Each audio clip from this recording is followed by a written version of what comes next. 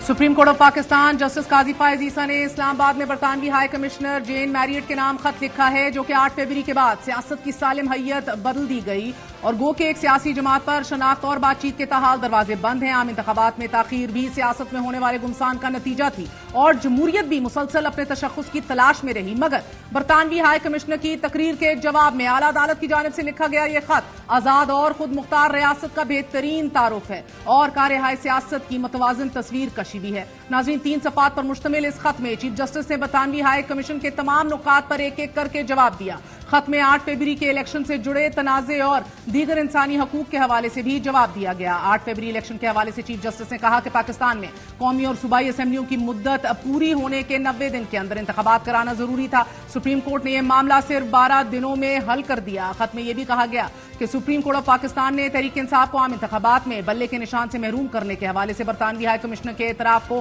बिला जवाज करार देते हुए कहा कि सुप्रीम कोर्ट ने वही किया जो कानून कहता है। पाबंदी का शिकार अफराद को इलेक्शन लड़ने की इजाजत देने के हवाले से एतराज पर सुप्रीम कोर्ट की तरफ से लिखा गया ये खत कहता है कि पाकिस्तान में इलेक्शन लड़ने के ख्वाहिशमंद बहुत से लोगों को ताहयात पाबंदी का सामना करना पड़ रहा था, क्योंकि सुप्रीम कोर्ट की तरफ से उन्हें सादिक और अमीन नहीं समझा जाता। अलबत्ता 7 रुकनी बेंच ने साबका फैसले को कलअदम करार देते हुए कहा कि यह फैसला आईन और कानून के मुताबिक नहीं है। तहरीक इंसाफ को इंतखाबात में बल्ले के निशान से महरूम करने के हवाले से बरतानवी हाई कमिश्नर के एतराज पर खत में यह कहा गया कि इंट्रा पार्टी इंतखाबात का इनेकाद आमरीत को रोकने और सियासी जमातों के अंदर जमहूरियत के लिए जरूरी है और इस जमहूरी असूल की तामील को यकीनी बनाने के लिए कानून में यह शर्त रखी गई है कि अगर कोई सियासी जमात इंट्रा पार्टी इंतखाब नहीं करवाती तो वो इंतखाबी निशान की अहल नहीं होगी। खत में 1953 में तेल के हसूल के लिए ईरानी हुकूमत का तख्ता उलटने और 1917 बैलफोर इलामिये के जरिए इजरायली रियासत के कयाम और फलस्तीनियों को उनकी जमीन से बेदखल करके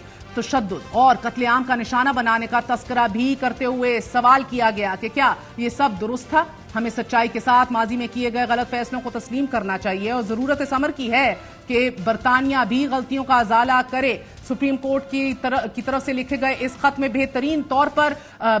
बरतानिया को भी अपने इकदामात का जायजा लेने के लिए कहा गया है। खत में कहा गया कि सुप्रीम कोर्ट ऑफ पाकिस्तान ने भी माजी में की गई गलतियों को तस्लीम किया और उन पर तफसीली गुफ्तगू की और इकदामात उठाते हुए इस बात को यकीनी बनाया कि इन गलतियों को दोहराया ना जाए। बतौर खुद मुख्तार रियासत के नाजरीन, चीफ जस्टिस ऑफ पाकिस्तान का अच्छा इकदाम था, मगर यह खत उन फैसलों के असरात को खत्म नहीं कर सकता कि जिन पे एतराजात हैं और आने वाली दहाइयों तक कायम और दायम रहेंगे। 27 अप्रैल को होने वाली आसमा जहांगीर कॉन्फ्रेंस का मौजू अवामी मैंडेट और जनूबी एशिया में शहरी हकूक का तहफ़्फ़ुज़ था। बरतानिया की हाई कमिश्नर जेन मैरियट ने पाकिस्तान में आईन और कानून की अमलदारी, इंसानी हकूक, आज़ादी इज़हार राय और हालिया इंतखाबात पर गुफ्तगू की और उनका यह कहना था कि इंतखाबात की शफाफियत और शमूलियत के फुकदान के बारे में शदीद खदशात के बावजूद तमाम जमातों को इंतखाबात में हिस्सा लेने की बाज़ाब्ता इजाजत नहीं दी गई थी और कुछ को रोकने के लिए कानूनी तरीका कार का इस्तेमाल किया गया था। सियासी रहनुमाओं की शिरकत को रोकने और काबिल शनाख्त पार्टी निशानात के इस्तेमाल को रोकने के लिए पाबंदियां आयद की गई थी। बरतानवी हाई कमिश्नर ने यह नुक्ता भी उठाया था कि पोलिंग के दिन इंटरनेट तक रसाई और सोशल मीडिया बदस्तूर मुतासिर हुआ,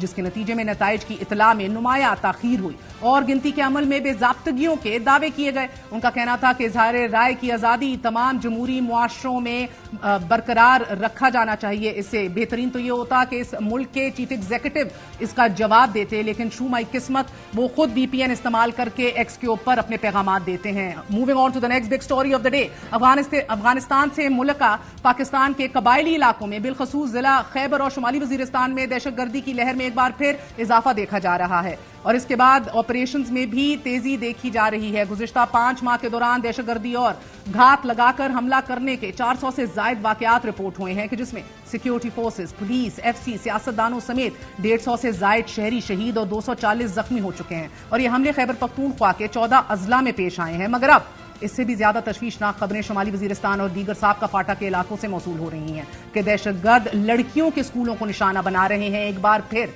ताज़ा तरीन इतलात के मुताबिक आज ही दहशतगर्दों ने शुमाली वजीरिस्तान के इलाके रजमुक में आग लगा दी कि जिससे कंप्यूटर्स, फर्नीचर, दीगर सामान जल गया। नाज़रीन, सिर्फ मई के महीने में यह तीसरा बड़ा वाकया है। इससे कबल 8 और 18 मई की दरमियानी शब भी स्कूलों को तबाह किया गया। साबका कबायली इलाकों में मौजूद सहाफियों के मुताबिक इन इलाकों में दहशतगर्दों का असर रसूख बढ़ रहा है और वो सरेआम भत्ता ले रहे हैं। यहाँ ये भी अहम है कि 2020 में दासू डैम पर काम करने वाले चीनी इंजीनियर्स की गाड़ी को निशाना बनाने से अब तक गैर मुल्कियों खसूसन चीनी शहरियों पर 7 हमले हुए हैं। गैर मुल्कियों और बिलखसूस चीनी शहरियों पर हमलों के बाद चीन की तरफ से पाकिस्तान से मुतालबा किया गया है कि पाकिस्तान बलोचिस्तान लिबरेशन आर्मी समेत दहशतगर्दों के खिलाफ एक और ज़रबे अज़ब शुरू करे। आज न्यूज के मुताबिक ये मुतालबा इस वजह से भी अहम है क्योंकि जून के पहले हफ्ते बजट से कबल वजीर आजम शहबाज शरीफ ने चीन का दौरा भी करना है, जहां सीपैक के दूसरे मरहले के प्रोजेक्ट्स पर काम शुरू करने के साथ साथ पाकिस्तान को आमदा बजट के लिए चीन की हमायत और कर्जों की रीशेड्यूलिंग के हवाले से रजामंदी दरकार होगी।